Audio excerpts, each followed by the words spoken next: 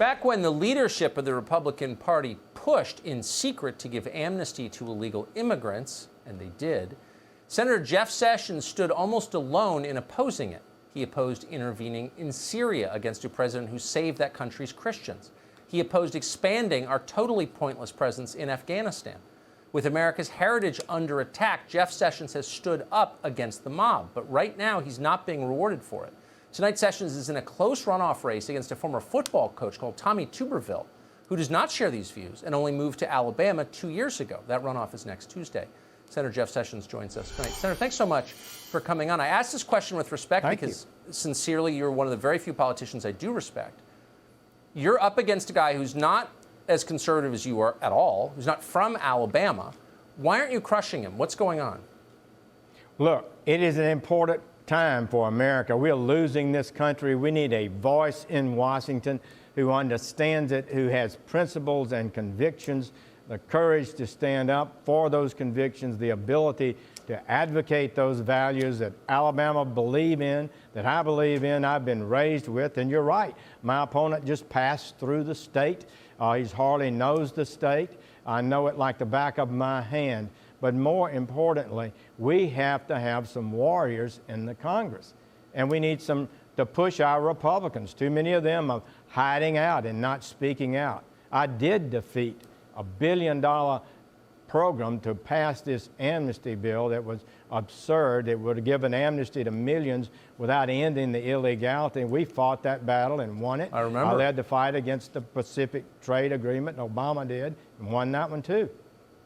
So it seems like you should be rewarded for that. It seems like the people you work for in Washington should revere you, and it seems like the voters in Alabama should support you. I don't think anyone dislikes you personally. There's never been an allegation that you're mean. You're not. Or that you have anything untoward in your personal life. So this just, does it frustrate you? Well, look, they're pouring in a lot of money from out of state in big PAC money ads that have impacted the race. We're on the TV now, and we're aggressive, and we're going to continue to the last day. My opponent is hiding out. He won't debate. He won't even talk to the press.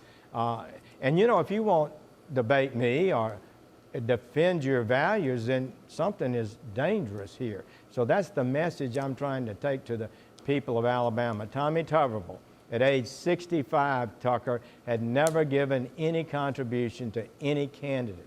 Had never even said he was a Republican. We don't know this man. He is a empty suit, a nubbin, somebody that's really not the kind, he doesn't have the convictions and the courage to represent us. Alabama needs to send a very strong voice to Washington. We need to send somebody who can stand up and take the heat, who's not afraid, and I've done that. They don't have anything on me. I'm not worried about them one bit, and that even includes my friends in the Republican conference. And we need to fight. And this country is at risk. Law enforcement, as you just talked about, is one of the worst situations ever. It cannot be that we allow law enforcement to be denigrated the way it is today. Just seems like if we say we believe these things, then we should support politicians, the very rare politicians who stand up for them, and you are one of those. So, Attorney General Sessions, thank you for joining us tonight.